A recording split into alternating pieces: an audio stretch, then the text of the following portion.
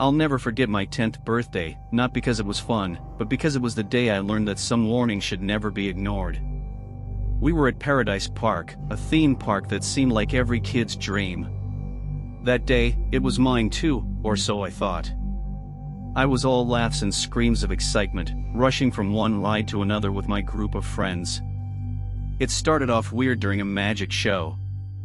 Out of the corner of my eye, I noticed a man in a park uniform watching me, not just glancing but staring intensely, like he was trying to tell me something with his eyes alone.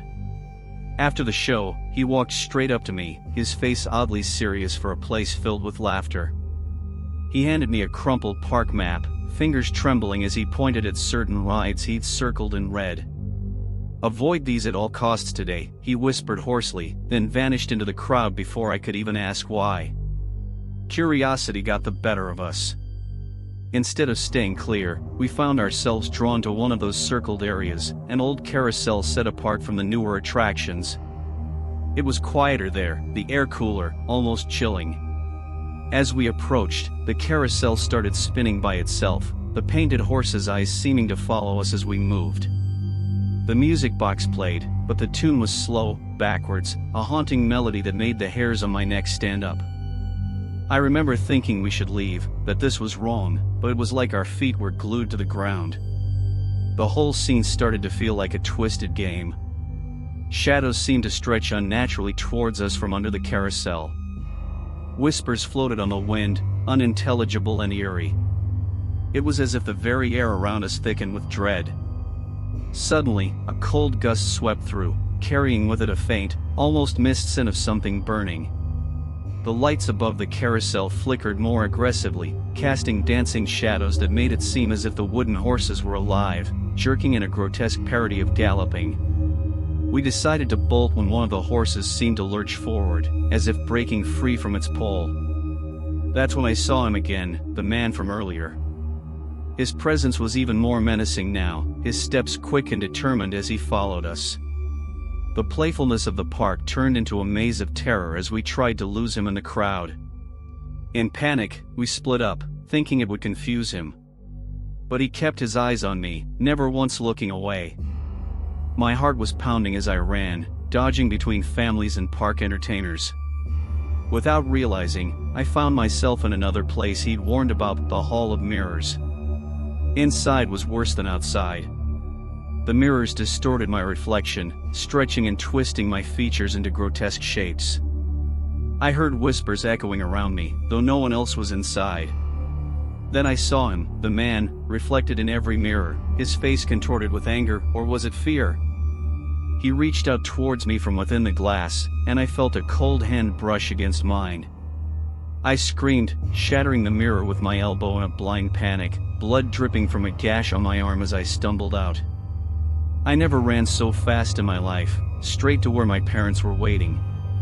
The park was closing, something about electrical faults and ride malfunctions. Police officers were everywhere, and as we left, I saw the man again, this time being questioned by the police. I overheard someone say he used to work here but was fired for erratic behavior. Looking back now, I still wonder about that day. Was he just a troubled soul, or did he know something was going to happen? Whatever the case, I can't shake the feeling that there was more to his warnings, that maybe the dangers he feared were real. My 10th birthday wasn't just a day at the park, it was a brush with something truly terrifying, a reminder that sometimes, the scariest things aren't the ones you see in horror movies, but the ones that happen when you least expect them in the light of day. That day at Paradise Park stays with me, a vivid memory of fear and confusion, a birthday that taught me to always heed warnings, no matter how mysterious they may seem. Every year as my birthday comes around, I can't help but feel a chill recalling the eyes of those painted horses, the cold touch in the Hall of Mirrors, and the man whose warnings still echo in my mind. I'll never forget that day at the theme park, the day when my innocent love for clowns turned into a haunting fear. It was supposed to be the perfect family outing, with roller coasters, games, and the smell of sweet cotton candy in the air. But it turned into something right out of a horror story.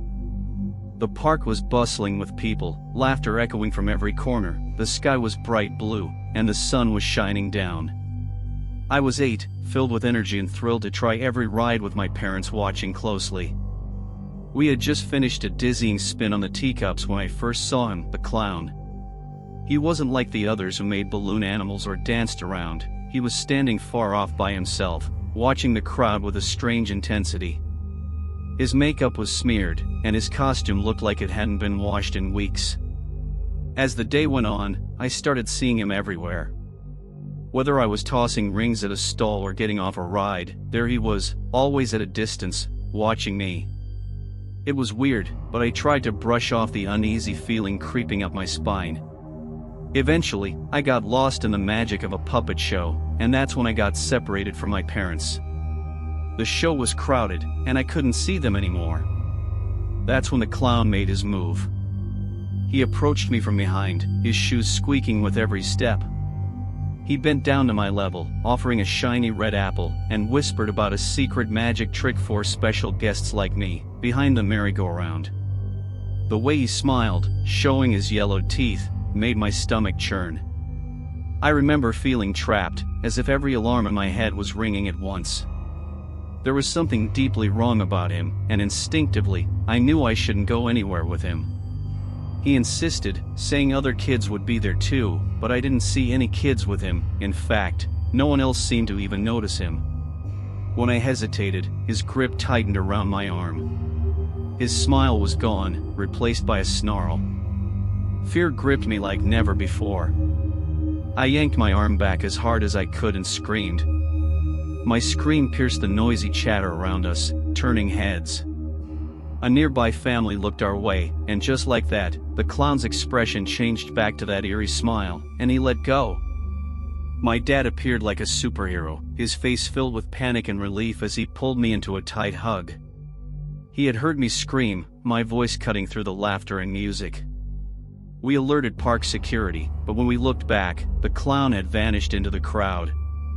My parents decided we were leaving right then. As we walked to the exit, I kept looking over my shoulder, half expecting to see the clown's sinister smile following us. The drive home was quiet.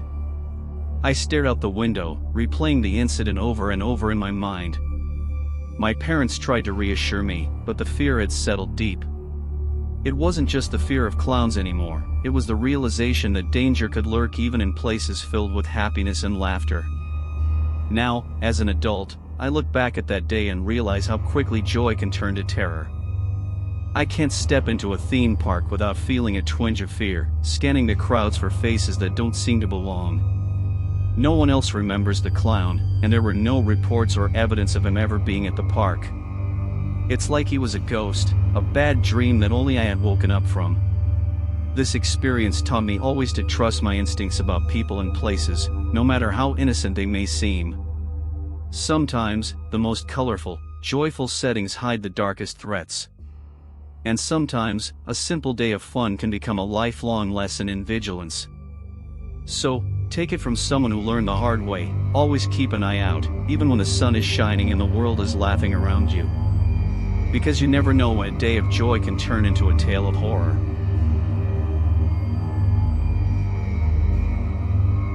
I'll never forget that day at the theme park, even though it's been years. I was 15 and pumped for a day of thrill rides and junk food. What I got instead still haunts my nightmares. It started off as a perfect day.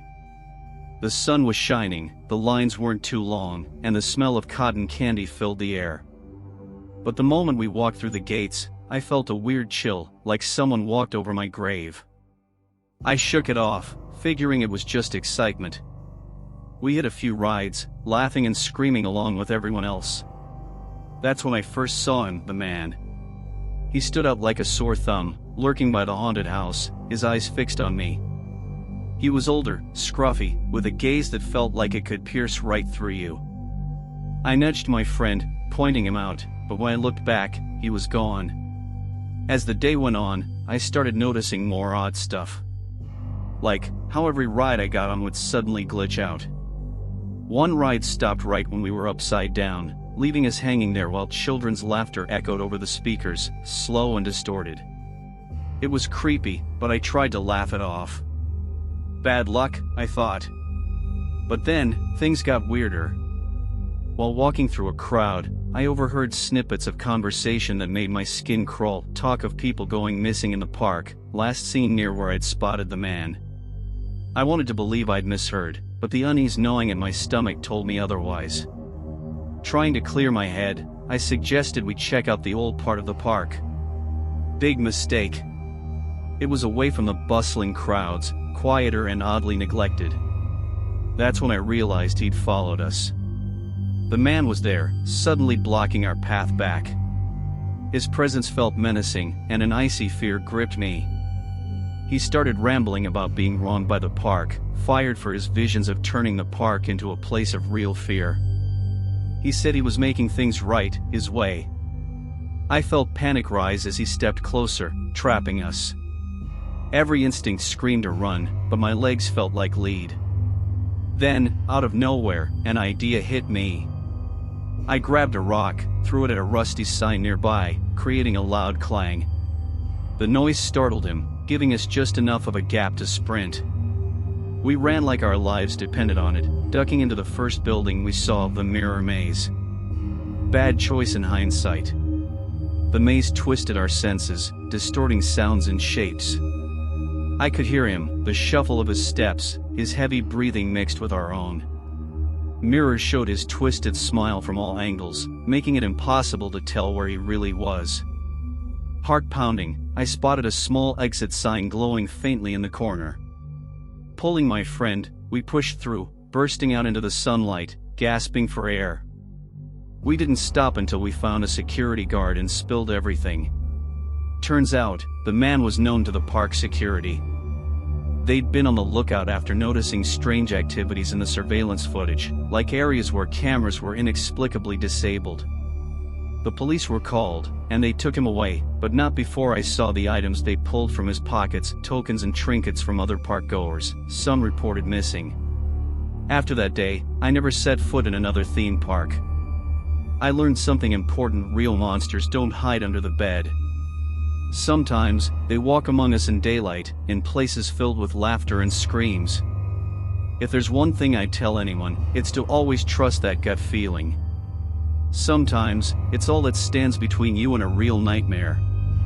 And as we left the park, passing by the cheerful families and laughing children, I couldn't help but wonder how many of them noticed the shadows that flit just out of the corner of their eyes, or the fleeting glimpses of figures that aren't quite human. It's those subtle horrors, the ones that make you question your own eyes, that stick with you the longest. So, next time you're out there, having the time of your life, take a moment. Look around. And remember, not all dangers are visible, and not all smiles are friendly.